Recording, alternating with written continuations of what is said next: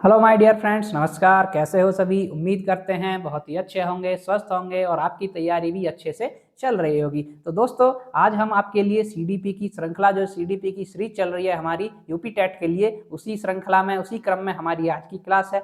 UP TET के लिए जो बाल विकास एवं शिक्षा शास्त्र आपका सब्जेक्ट होता है, उसके लिए हम आपके लिए डेली मोस्ट इंपोर्टेंट क्वेश्चंस, कुछ प्रीवियस ईयर क्वेश्चंस और एक्सपेक्टेड क्वेश्चंस सभी को एक साथ आपके साथ यहाँ पर डेली डिस्कस करते हैं। उसी क्रम में हमारी आज की क्लास है। तो चलिए आज की क्लास को शुरू करते हैं। आपका क्वेश्चन नंबर फर्स्ट, सीखना एक तरह के व्यवहार का डैश डैश है, यानी कि सीखना व्यवहार का खाली स्थान है। आपका बताना है। ऑप्शन ए संशोधन है, बी बचाव है, सी विस्तार है या डी प्रसार है। यानी कि सीखना व्यवहार का क्या है?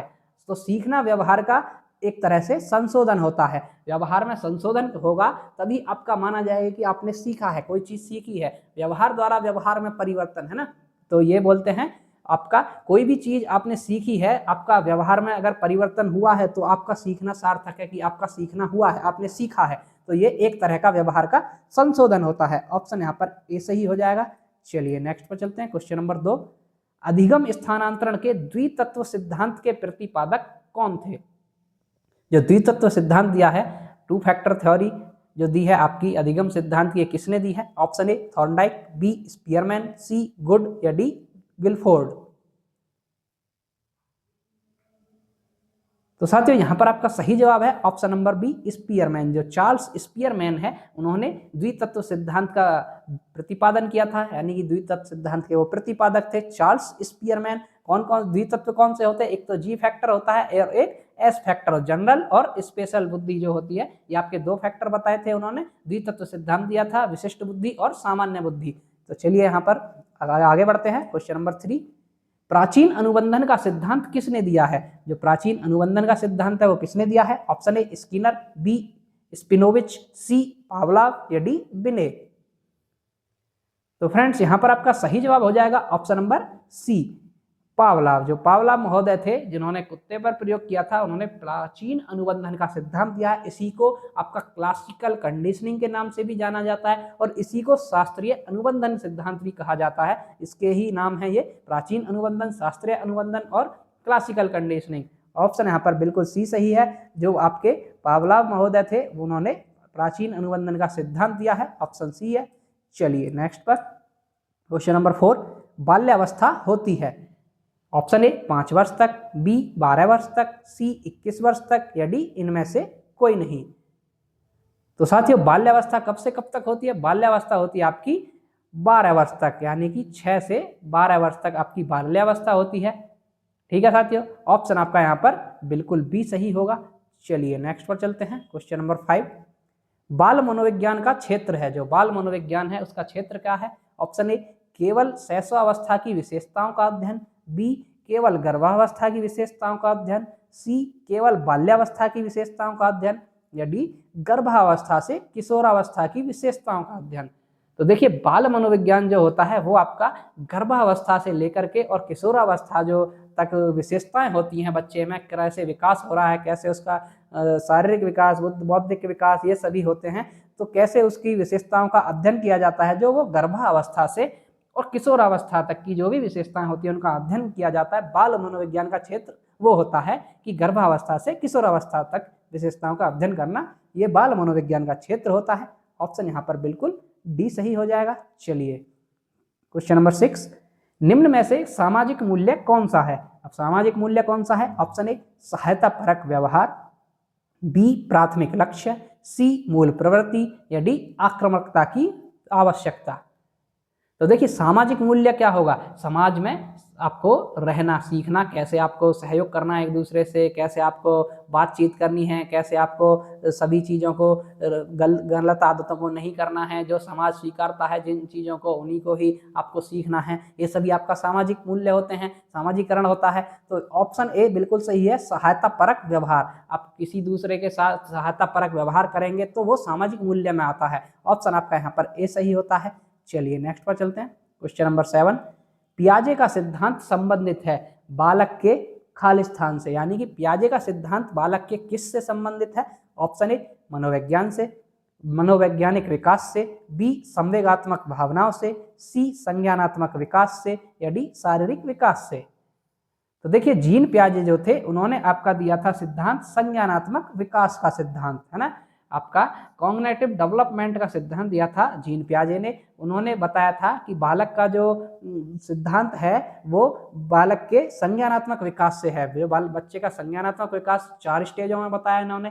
आपका कौन कौन सी, एक तो आपकी संवेदी गामक होती है 0 से 2 चलती है, दूसरी पूर्व संक्रियात्मक या प्राक संक्रियात्मक बोलते हैं इसको 2 से 7 चलती है, तीसरी मूर्त संक्रियात्मक आपकी 7 से 11 चलती है, और अमूर्त आपकी 11+ चलती है। ये आपकी 4 स्टेजेस बताई हैं कॉग्निटिव डेवलपमेंट के अंदर जीन पियाजे ने।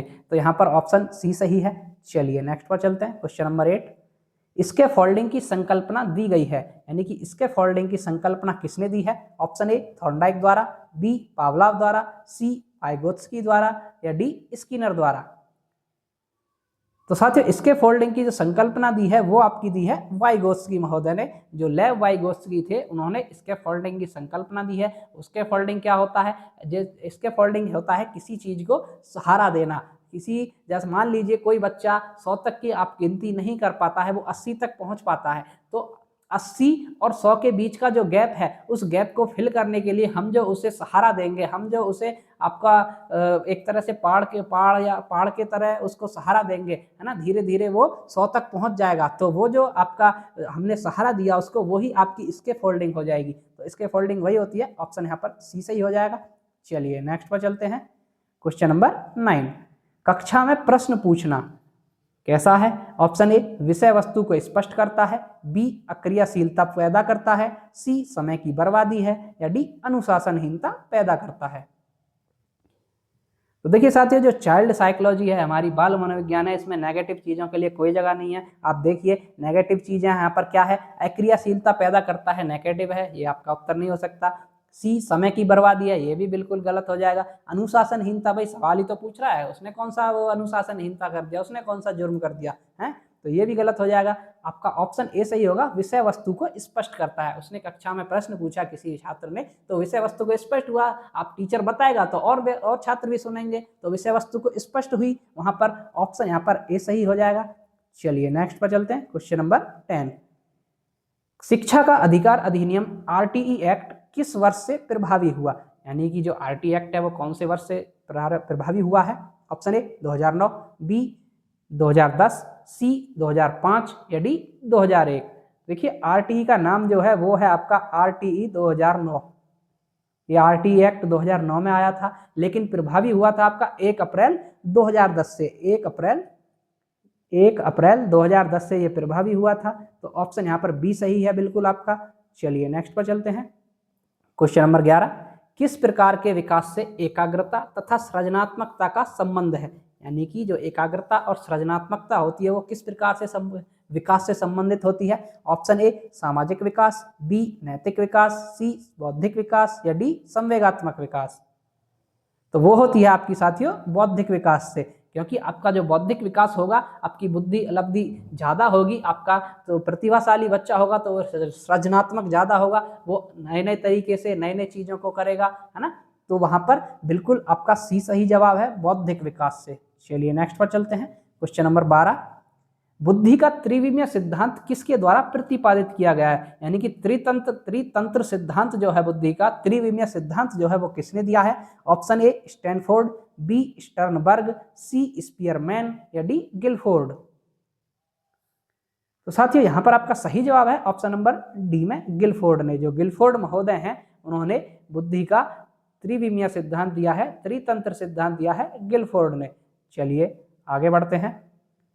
Question number 13, dash dash dash बुद्धिमत्ता तीव्रतर विकास से जुड़ी है? यानी कि कौन सी बुद्धिमत्ता जो तीव्रतर विकास से जुड़ी हुई है? ऑप्शन ए कोई बुद्धि नहीं, बी मध्यम बुद्धि, सी उच्च, या डी मंद। तो देखिए जो उच्च बुद्धि होगी आपका यहाँ पर ऑप्शन सी सही है। उच्च बुद्धि जो है वो तीव्रतर विकास से जुड़ी हुई है। कैसे जुड़ी है? अब देखिए किसी बच्चे का तीव्रतर विकास मतलब तेजी से विकास कैसे हो रहा है। विकास का मतलब ऐसा नहीं है कि वो खाली बढ़ ही रहा है, विकास का मतलब उसका सारे चीजों से है, शारीरिक विकास, बौद्धिक विकास, मानसिक विकास, ये सभी चीजों से होता है ना। तो वो तीव्रतर विकास तभी होगा जो उच्च बुद्धि लब्धि होती है किसी बच्चे की, तो वो तीव्र गति से सीखता है, उसका तीव्रतर विकास हुआ, तो यहाँ पर उच्च बुद्धिमत्ता आएगा, ऑप्शन सी सही है। चलिए नेक्स्ट पर चलते हैं, क्वेश्चन नंबर 14। टीएटी हेतु कितने कार्ड होते हैं? जो टीएटी होता है परीक्षण, उसमें कितने कार्ड होते हैं? ऑप्शन ए 10, बी 20, सी 31 या डी 40।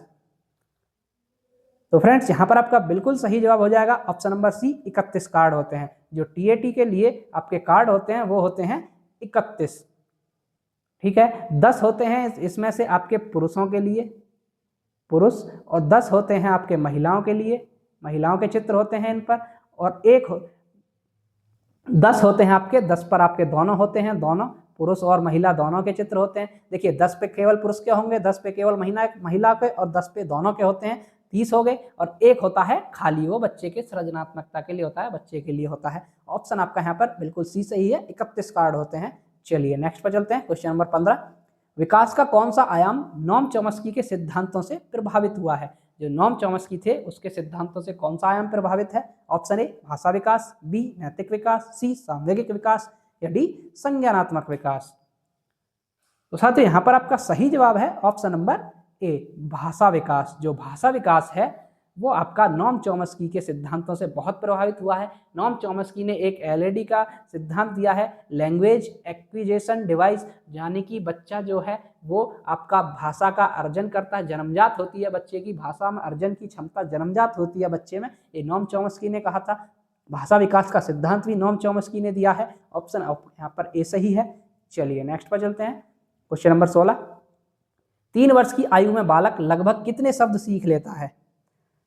लगभग 200, बी लगभग 300, सी लगभग 500 या डी लगभग 1000। तो साथियों 3 वर्ष की आयु में बालक लगभग 1000 शब्द सीख लेता है, ऑप्शन यहाँ पर बिल्कुल डी सही है। चलिए आगे बढ़ते हैं, क्वेश्चन नंबर 17। मूल्यांकन में सम्मिलित होता है, यानी कि मूल्यांकन में क्या क्या सम्मिलित होता है? ऑप्शन ए केवल गुणात्मक अंकन, बी केवल मात्रात्मक अंकन, सी ए और बी दोनों या डी इनमें से कोई नहीं। तो देखिए मूल्यांकन में होता है सम्मिलित, आपका दोनों होते हैं, ए और बी दोनों होते हैं। मूल्यांकन गुणात्मक भी होता है और मूल्यांकन मात्रात्मक भी होता है, दोनों प्रकार का होता है, ऑप्शन यहाँ पर बिल्कुल सी सही हो जाएगा। चलिए अगला क्वेश्चन, क्वेश्चन नंबर 18। समावेशी शिक्षा के लिए क्या जरूरी है? जो समावेशी शिक्षा है, एक छत के नीचे सभी प्रकार के बच्चों को बैठाकर शिक्षा देना, वही समावेशी शिक्षा होती है, किसी में भेदभाव नहीं करना। ऑप्शन आपके ए लचीला शिक्षा शास्त्र, बी अगम्य इमारत, सी अनम्य मानसिकता या डी मानकीकृत पाठ्यक्रम। तो देखिए समावेशी शिक्षा के लिए बहुत ही जरूरी है इनमें से लचीला शिक्षा शास्त्र। जो लचीला शिक्षा शास्त्र मतलब आपका देखिए सभी तरह के बच्चे एक ही छत के नीचे एक ही साथ बैठे हैं, कोई स्पेशल नीड वाला है या कोई भी है। समावेशी इंक्लूसिव एजुकेशन यही कहती है कि बच्चा कैसा ही भी हो, सभी को एक साथ एक छत के नीचे शिक्षा देना ही समावेशी शिक्षा होती है। तो कोई बच्चा कैसे सीखता है, कोई बच्चा कैसे सीखता है ना, किसी तरीके से सीखता है। तो उसी तरह जो टीचर सिखाएगा, जो शिक्षा शास्त्र है, जो मेथड है उसको पढ़ाने का, वो उसमें लचीलापन होना चाहिए कि इस तरह से नहीं सीख रहा तो दूसरे तरीके से सिखाए, तो वह आपका लचीलापन होता है। ऑप्शन का ऐसे ही हो जाएगा यहाँ पर। चलिए नेक्स्ट पर चलते हैं, क्वेश्चन नंबर 19। गणित संबंधी अधिगम अक्षमता को कौन सा पद परिभाषित करता है? जो गणित संबंधी अधिगम अक्षमता होती है ये क्या होती है? ऑप्शन ए नीरसता संबंधी दोष, बी पठन दोष, सी गणना दोष या डी इनमें से कोई नहीं। तो यहाँ पर होगा आपका ऑप्शन सी सही, गणना दोष। इसको गणना दोष कहा जाएगा। और आपका जो एक वर्ड होता है डिसकैलकुलिया, है ना, गणित संबंधी अधिगम अक्षमता होती है डिसकैलकुलिया। ये भी आता है, बहुत बार आता है ये आपका, ये होता है डिसकैलकुलिया। ठीक है साथियों, चलिए नेक्स्ट पर चलते हैं, question number 20। Principle of behaviour पुस्तक के लेखक हैं। जो प्रिंसिपल और बिहेवियर पुस्तक है इसका लेखक कौन है? देखिए ये आपकी पुस्तक है जो बहुत बार पूछी गई है, बहुत एग्जामों में पूछी गई है, तो इसको रट लेना। प्रिंसिपल ऑफ बिहेवियर किसकी पुस्तक है? ऑप्शन ए हल, बी स्टेफिन, सी वाटसन या डी इनमें से कोई नहीं। तो साथियों ये है आपकी वाटसन महोदय की। जो वाटसन महोदय थे इन्होंने बिहेवियर, प्रिंसिपल ऑफ बिहेवियर पुस्तक लिखी है, जो आपके व्यवहारवाद के जनक भी कहे जाते हैं। वाटसन को व्यवहारवाद का जनक भी कहा जाता है। ऑप्शन आपका यहाँ पर बिल्कुल सी सही हो जाएगा। तो दोस्तों ये थी हमारी आज की क्लास। आपको क्लास कैसी लगी कमेंट करके जरूर बताएं। जो भी साथी चैनल पर पहली बार हैं कृपया चैनल को सब्सक्राइब कर लें ताकि ऐसी ही इंफॉर्मेटिव वीडियोज और क्लासेस आपको डेली मिलती रहें। तो चलिए मिलते हैं नेक्स्ट वीडियो में, तब तक के लिए धन्यवाद।